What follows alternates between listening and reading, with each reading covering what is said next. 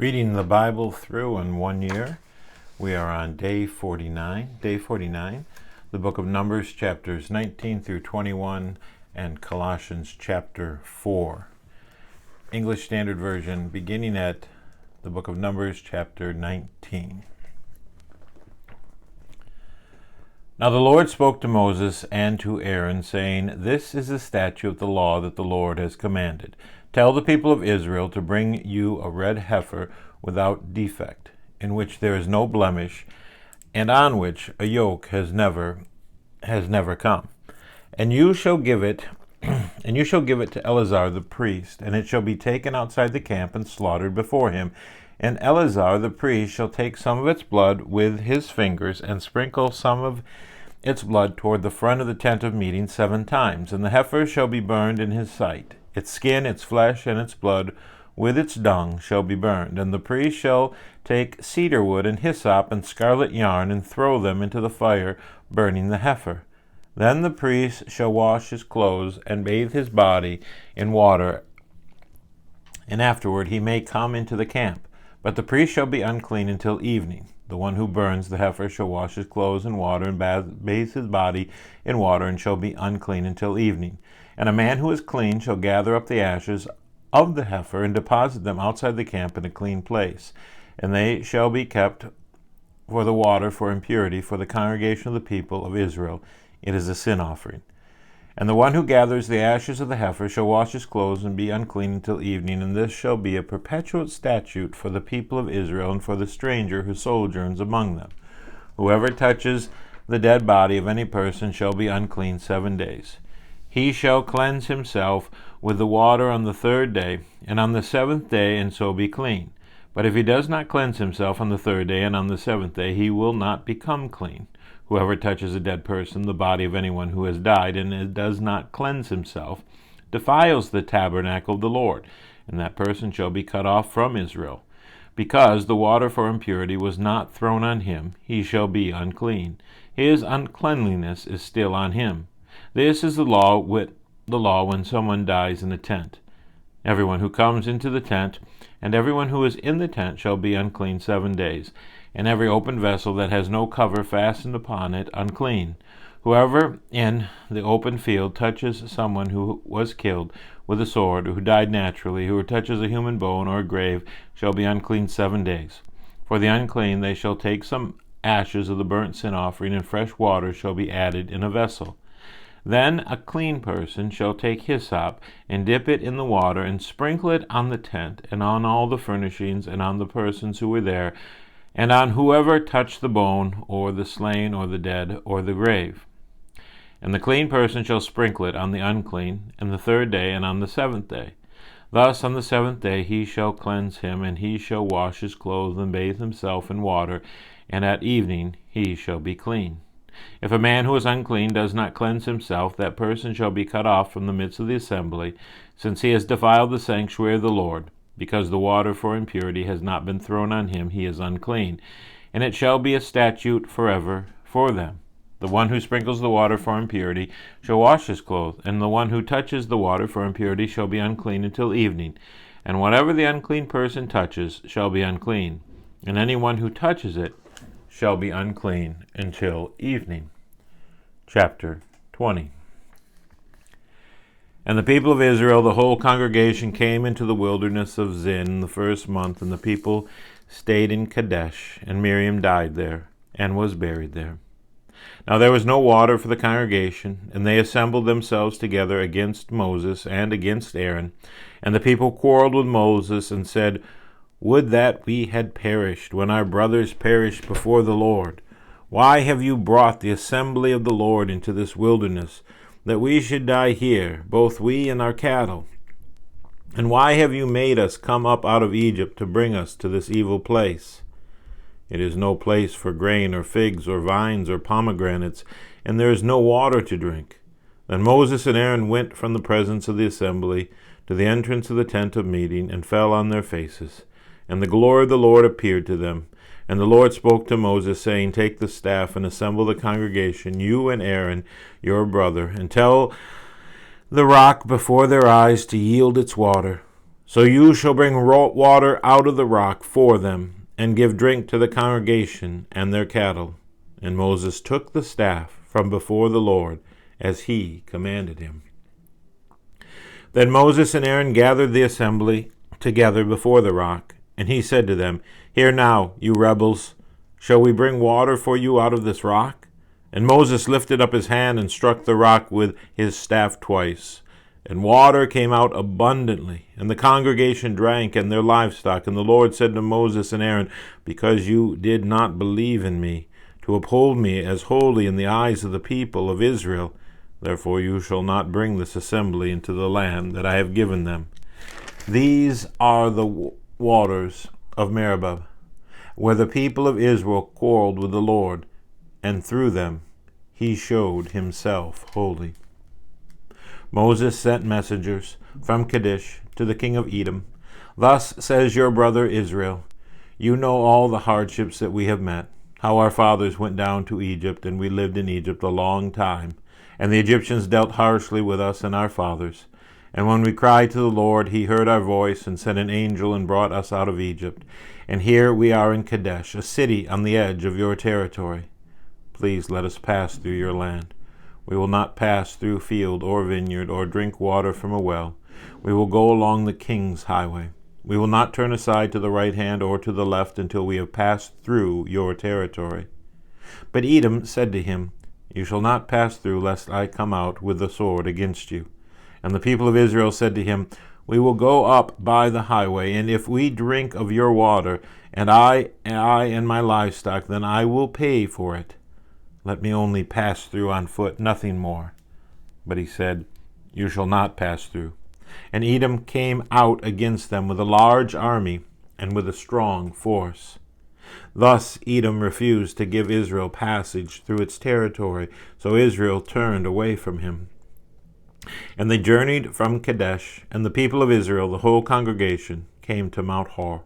And the Lord said to Moses and Aaron at Mount Hor and on the border of the land of Edom, Let Aaron be gathered to his people, for he shall not enter the land that I have given to the people of Israel, because you rebelled against my command at the waters of Meribah.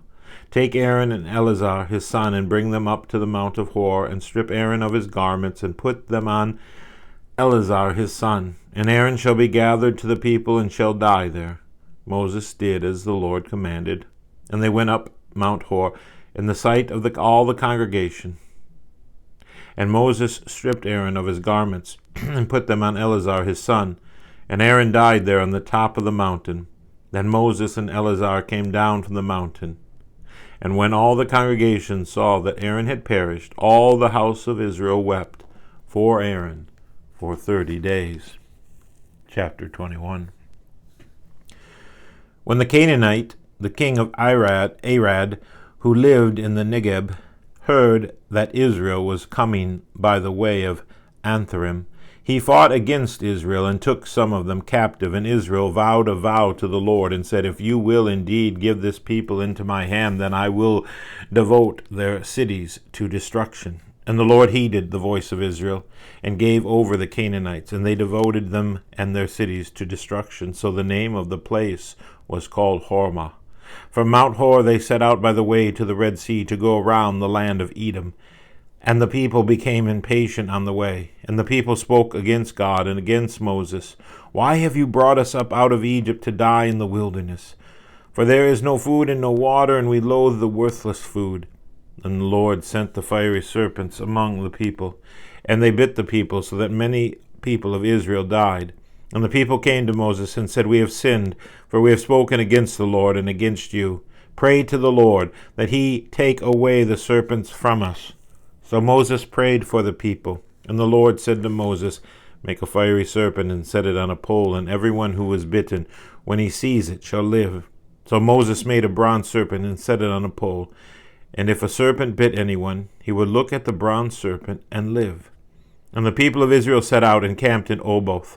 They set out from Oboth and camped at Abiram in the wilderness that is opposite Moab, toward the sunrise. From there they set out and camped in the valley of Zered. From there they set out and camped on the other side of the Arnon, which is in the wilderness that extends from the border of the Amorites, for the Arnon is the border of Moab, between Moab and the Amorites. Therefore it is said in the book of the wars of the Lord, Wahab in Suphah, and the valleys of the Arnon, and the slope of the valleys that extends to the seat of Ar, and leans to the border of Moab. And from there they continued to Beer, that is, the well of which the Lord said to Moses, Gather the people together, so that I may give them water. Then Israel sang this song, Spring up, O well, sing to it, the well that the princes made, that the nobles of the people dug, with the scepter and with their staffs. And from the wilderness they went on to Mathana, and from Matana to Nahali, and from Nahalal to Bamoth, and from Bamoth to the valley lying in the region of Moab by the top of Pisgah that looks down on the desert. Then Israel sent messengers to Sihon, king of the Amorites, saying, Let me pass through your land. We will not turn aside into field or vineyard. We will not drink the water of a well. We will go by the king's highway until we have passed through your territory. But Sihon would not allow Israel to pass through his territory. He gathered all his people together and went out against Israel to the wilderness and came to Jahaz and fought against Israel. And Israel defeated him with the edge of the sword and took possession of his land from the Arnon to the Jabbok, as far as to the Ammonites, for the border of the Ammonites was strong. And Israel took all these cities, and Israel settled in all the cities of the Amorites, in Heshbon and in all its villages. For Heshbon was the city of Sihon, the king of the Amorites, who had fought against the former king of Moab and taken all his land out of his hand as far as the Arnon. Therefore the ballad singers say, Come to Heshbon, let it be built, let the city of Sihon be established. For fire came out from Heshbon, flame from the city of Sihon. It devoured Ar of Moab, and swallowed the heights of the Arnon. Woe to you, O Moab! You are undone, O people of Shamash. He has made his sons fugitives, and his daughters captives, to an Amorite king, Sihon. So we overthrew them. Heshbon as far as Dibon perished, and we laid waste as far as Nopah. Fire spread as far as Medeba. Thus Israel lived in the land of the Amorites, and Moses sent to spy out Jazer, and they captured its villages, and deposed the Amorites who were there. Then they turned and went up by the way of Bashan, and Og, the king of Bashan, came out against them, he and all his people, to battle at Edrei. But the Lord said to Moses, Do not fear him, for I have given him into your hand, and all his people and his land, and you shall do to him as you did to Sihon, king of the Amorites, who lived at Heshbon. So they defeated him, and his sons and all his people, until he had no survivor left, and they possessed his land. And now Colossians chapter 4. Colossians chapter 4.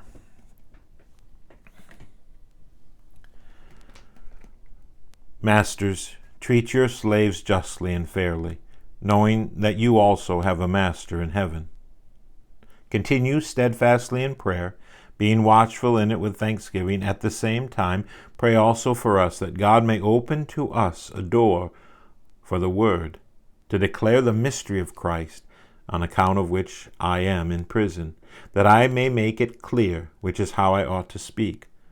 Walk in wisdom toward outsiders, making the best use of the time. Let your speech always be gracious, seasoned with salt, so that you may know how you ought to answer each person. Tychicus will tell you all about my activities. He is a beloved brother and faithful minister and fellow servant in the Lord.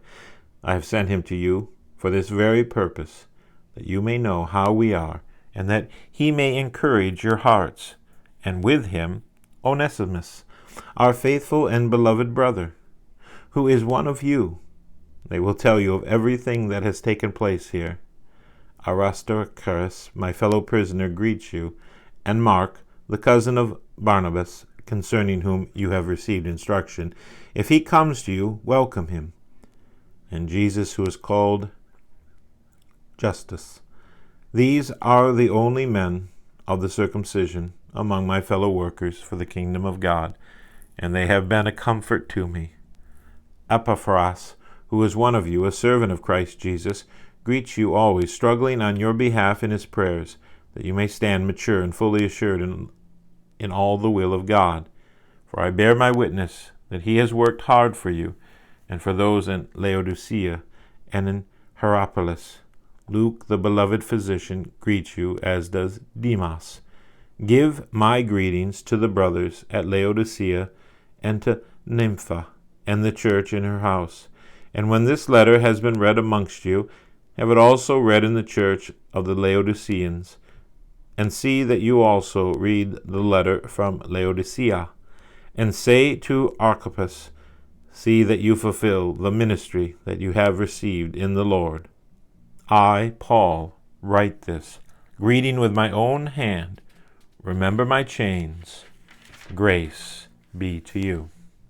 That is the end of Day 49. Day 49, reading through the Bible in 1 year. English Standard Version. Today we read the book of Numbers, chapters 19 through 21, and Colossians chapter 4.